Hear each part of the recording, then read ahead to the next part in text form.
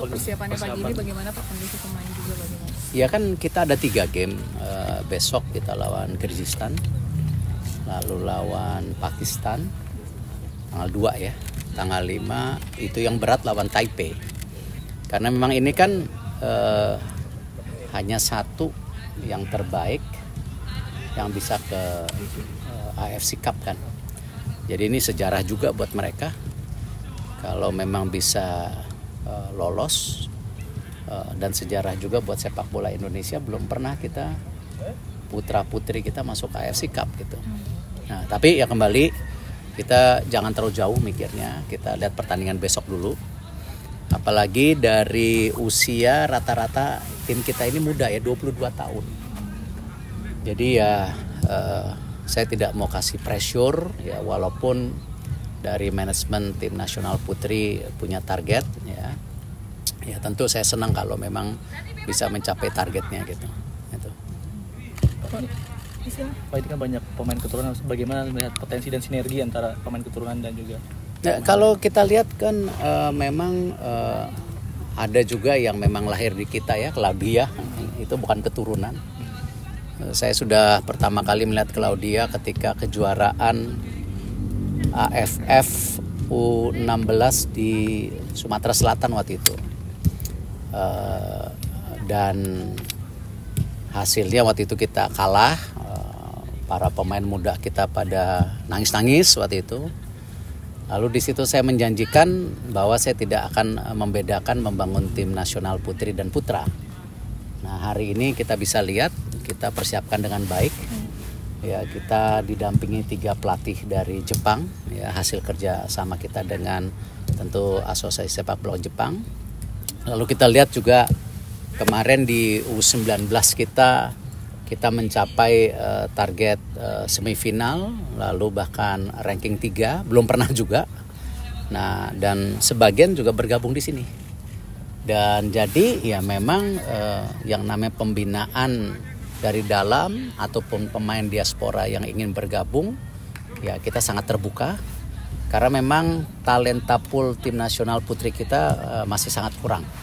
Ya, jadi itu yang kenapa kalau selalu ditanya-tanya, Pak, Liga Putri kapan nih? Sabar, saya bilang. Ini kan sebelum Liga Putri itu jalan, ya, kita harus ciptakan grassroots.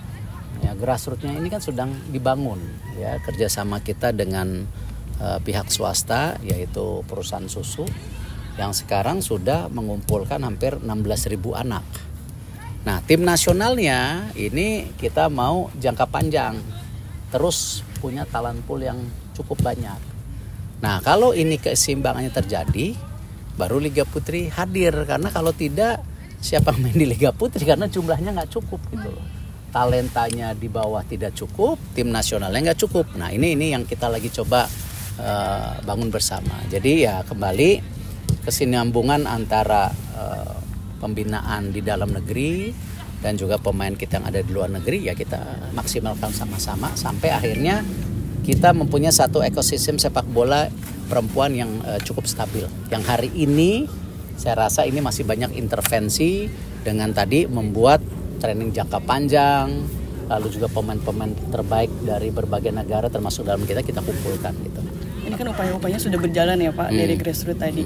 Memang ditargetkannya berapa sih untuk bisa membentuk liga? Ada berapa begitu yang terkumpul sampai nanti bisa terbentuk? Awalnya kita ingin 2026, tetapi kalau kita lihat dari studi yang PSSI dalami, jumlahnya belum cukup talentanya.